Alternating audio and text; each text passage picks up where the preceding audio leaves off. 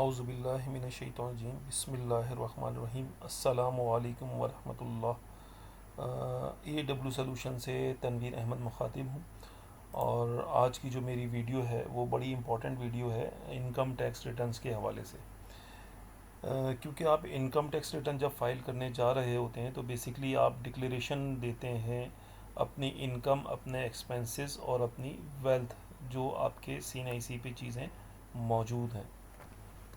तो income tax returns किन लोगों को फ़ाइल करना होता है, ये बड़ी इंपॉर्टेंट बात होती है। अक्सर लोग सवाल करते हैं कि भाई मुझे रिटर्न फ़ाइल करना है या नहीं करना।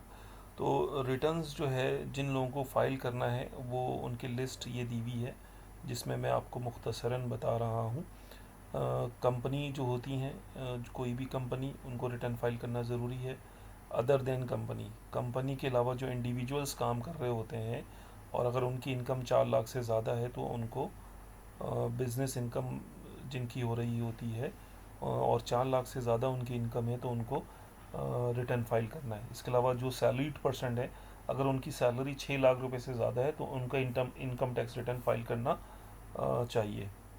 नॉन प्रॉफिट ऑर्गेनाइजेशन, वेलफेयर वगैरह जो होती हैं, इसके अलावा कोई भी ऐसा टैक्स पेयर जिसकी इनकम के ऊपर टैक्स कट जाता है, फाइनल टैक्स डिस्चार्ज होता है, उनको फाइल करना ज़रूरी है।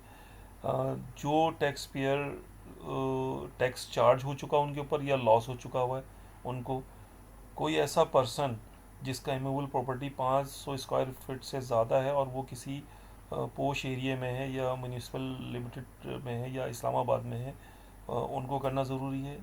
इसके अलावा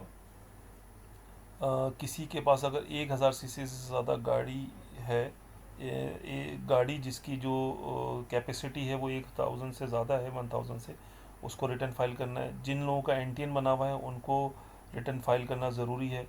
और इसके अलावा जिन्होंने कमर्शियल अंडरटेकिंग ली हुई है उनको ज़रूरी है। एक ऐसा बंदा जिसकी 3 लाख रुपए से ज़्यादा इनकम है उसको भी NTN बनाकर और रिटर्न फाइल करना ज़रूरी है। और वो लोग जो नॉन रेजिडेंट हैं और या रेजिडेंट हैं और वो फॉरेन इनकम है उनकी और एसेट डिक्लेयर करना चाहते हैं तो उनको रिटर्न फाइल करना ज़रूरी है। अच्छा, रिटर्न्स की डेट लाजमी आपको मालूम होगी और अक्सर ये इसकी डेट मेंशन भी होती है। बेसिकली जो प्राइवेट लिमिटेड कंपनी होती हैं जो 1 जनवरी से 30 जून के दरमियान बनती हैं उनको 31 दिसंबर से पहले रिटर्न जमा कराना होता है। इसके अलावा जो नॉर्मल लोग हैं अदर देन कंपनी, उनका जो रिटर्न है की तारीख होती है वो 30 सितंबर से पहले पहले जमा कराना होता है। अच्छा, ये तो थी हमारी किन लोगों को रिटर्न फाइल कराना है, ज़रूरी होता है। इसके बाद जो इम्पोर्टेंट चीज़ है वो है हमारे पास कि आपको अपने रिटर्न को देखना और समझना आना चाहिए। बहुत इम्पॉर्टेंट है इस बात को कि आप जो रिटर्न जमा करवा रहे हैं अपने कंसल्टेंट के थ्रू या आप खुद जमा कर रहे हैं तो आपको पता होना चाहिए कि रिटर्न्स में क्या चीज़ें आती हैं। रिटर्न्स में बेसिकली 2 पोर्शन होते हैं, एक इनकम का और दूसरा एक्सपेंस का पार्ट होता है। तो उसके लिए ज़रूरी है कि आपने क्या करना है,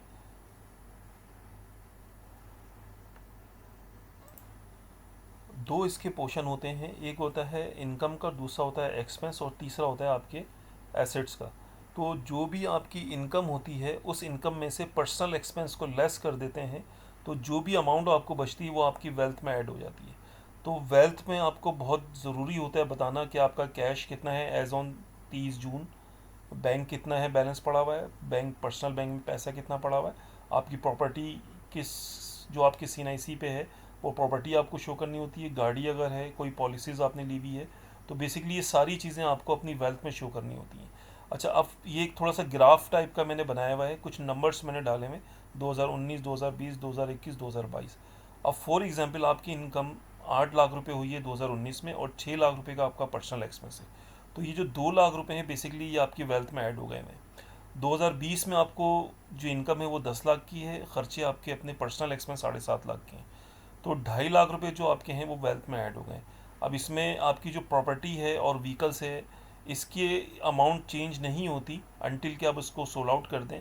बाकी आपका कैश, बैंक, पॉलिसी, ये सारी चीज़ें चेंज हो रही होती हैं या बिजनेस कैपिटल।